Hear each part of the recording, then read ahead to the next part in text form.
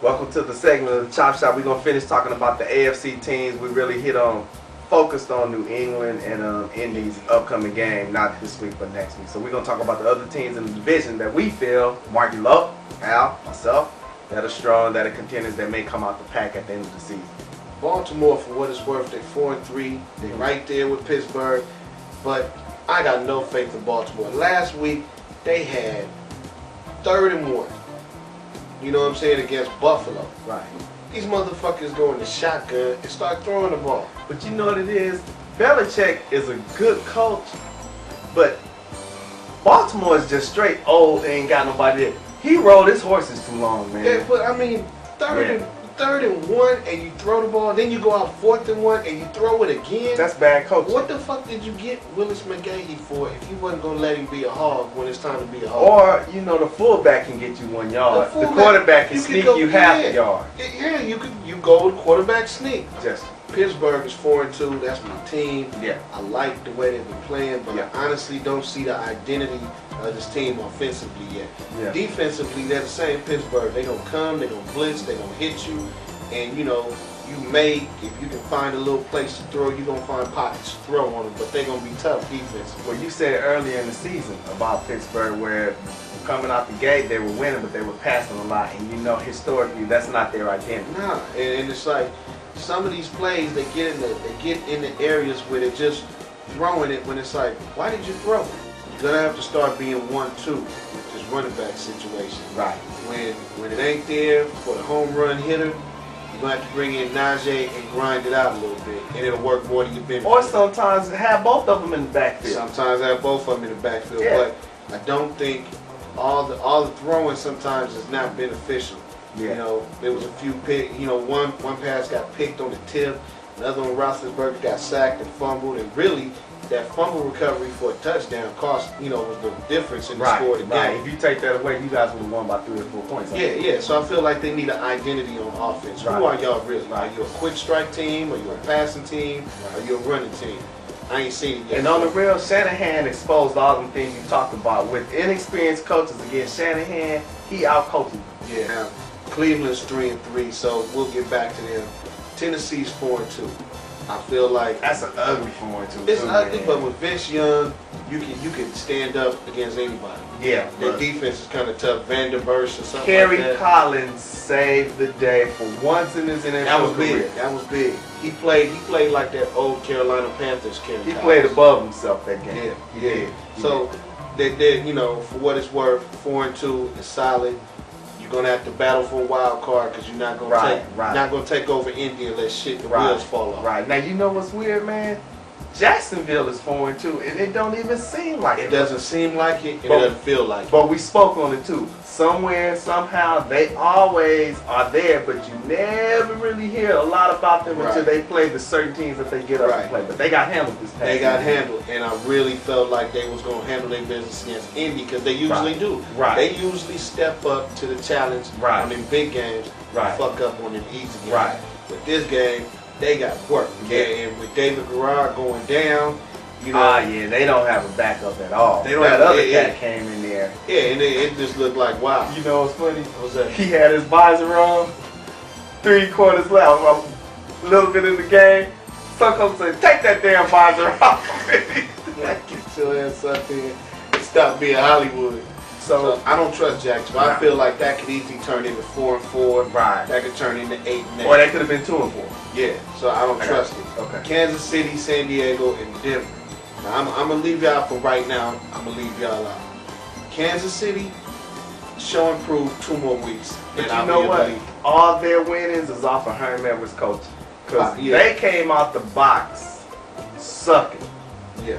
They quietly crept up and won 4 games. And the thing is, it came down to they got 2 rookie DBs back there. They got a new line. They got a not even proven veteran quarterback that's been on the bench for years that they gave the helm to. Yeah. At the beginning of the season, Larry Johnson comes to camp late.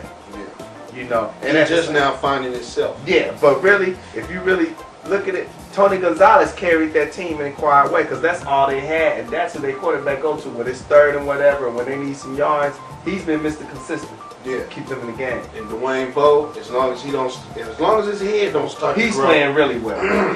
He's runner up for MVP, Yeah. rookie MVP, rookie of the year. runner up, because Yeah. Adrian Peterson gonna Oh take yeah, he got it. But if his head don't start to swell up, he should be pretty good for them. Right. San Diego, I think this week, for those that don't know, there's been a lot of fires down here in California, Southern California. Right. And it's affecting where the Chargers are going to play their game this weekend. They might have to play in Arizona. They might have to come down here to the Coliseum. Or Dallas has opened up their facilities for the So it's all speculation. But That's gonna show where their head's at.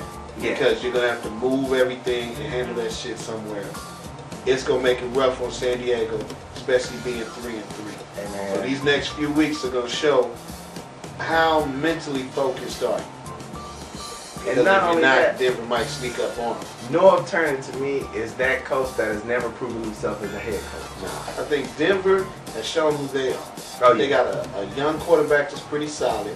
Their running game is always going to do what it does because they've shown for the past 10 years they're that consistent. if we get a smart running back there, we'll make him do what it do. But you know what? Their system is this. They running back get one cut and go south, period. Yeah. No east and west with their running backs. And their line don't get the publicity that it gets, but they have a decent offensive line that always get backs. 2 backs in their backfield 1,000 yards plus every year. So and we'll see. They Now have a the solid secondary is pretty good. Oh yeah. But Champ Bailey's hurt. Yeah. And the other cat, Dre Bly, looked like something happened to his shoulder in that Pittsburgh game Sunday night. Yeah. Y'all, I look at y'all like 2 and man, 4, we could be 4 and 2. y'all could be, man, but I gotta look at that like, man.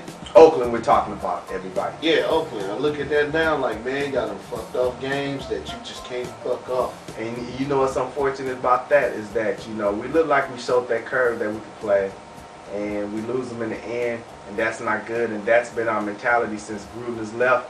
What we need to do, really, is start winning games. And right now, at the second half of the season, at least leave the end of the year 500. I mean, there's only a 14-point difference between points forced, y'all at 126, points allowed is 140. Right. That's real close as far as how those games are being swayed. Exactly. But I look at it like 1 more loss, 2 more losses, and what's going to start happening is everybody going to start calling for Jamarcus. Oh, exactly. Hey, they already are. Quiet as kept. And see, that's not good. Nah. It Hey, really ain't. the other thing, look at the Houston Texans, man. Look at the Texans. Yeah, well, and Matt Injuries, Schaub, Matt Schaub, that plays a big factor. And then Andre Johnson. Really, Andre Johnson going down derailed all that shit that they had going. That's true. That's true. Their momentum went out the air. And I really feel like from that right there, they're probably going to lose what they got coming up. They got San Diego. Yeah. I don't think they're going to beat San Diego.